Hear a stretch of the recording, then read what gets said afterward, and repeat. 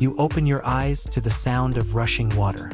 Around you, tall reeds sway in the breeze, their stalks rattling together like dry bones. You rise slowly, shaking mud from your fur, your ears twitching at every sound. The river beside you churns brown and heavy, swollen with rain. You take a cautious step closer, but the water's edge smells sharp, alive with something hidden below. The air is thick with insects. They land on your back, bite at your skin, and buzz against your ears. You flick them away with quick jerks of your head, but the buzzing never stops. You lower your nose to the wet ground, searching for tender grass shoots, but all you smell is rot. The ground squishes under your feet. When you pull one leg free, the mud clings like a hand that doesn't want to let go. A shadow ripples across the water. You freeze.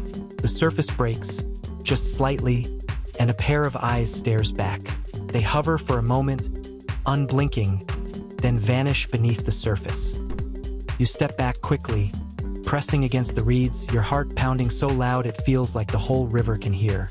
The water looks calm again, but you know it isn't safe. You turn and walk along the riverbank, moving carefully, your ears flicking in every direction. A sudden snap makes you stop cold. From the trees, a branch falls, but it doesn't hit the ground. Instead, something long and coiled lowers itself, its scales catching the fading light. The anaconda's body slides down silently, thicker than your legs, its head tilting toward you. Its tongue flickers, tasting the air. You back up step by step, careful not to stumble. The snake doesn't strike, not yet. It just watches, slow and patient, as if it knows you'll slip sooner or later. You break into a run. The mud splashes around you, reeds tearing against your fur. Your lungs burn as you push forward, but the riverbank narrows until you're trapped between water on one side and thick roots on the other.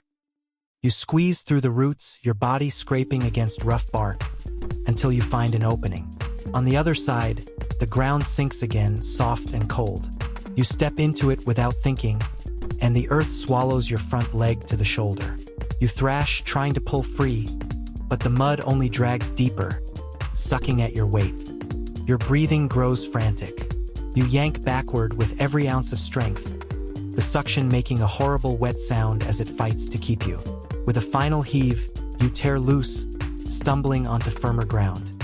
Your chest heaves, mud dripping from your fur, and for a moment you can't move. Then you hear it rustling quick and sharp. From the reeds, dark shapes emerge.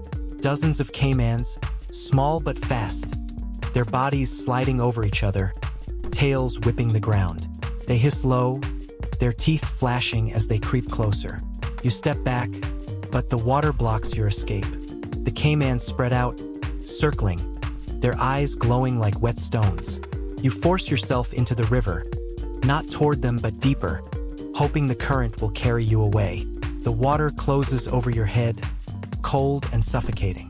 You kick hard, your legs trembling, your nose breaking the surface just enough for air. But the current doesn't pull you downstream. Instead, it drags you sideways, toward a cluster of floating logs. You swim harder, desperate, until you realize the logs are moving against the flow. Not logs at all, crocodiles. They drift together silently, their armored backs blending with the debris. One turns its head slightly, its jaws opening, yellow teeth glistening. You freeze, letting the current push you between them, too afraid to splash, too afraid to breathe. The crocodiles don't strike. Not yet. They just let you pass, their eyes watching until you're clear. You scramble up the opposite bank, shaking and gasping, your body trembling with every step.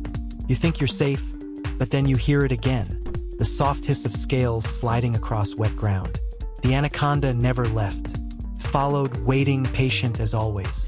You run again, crashing through reeds, mud, and shadows. The forest swallows the last of the light, and every sound blends into one.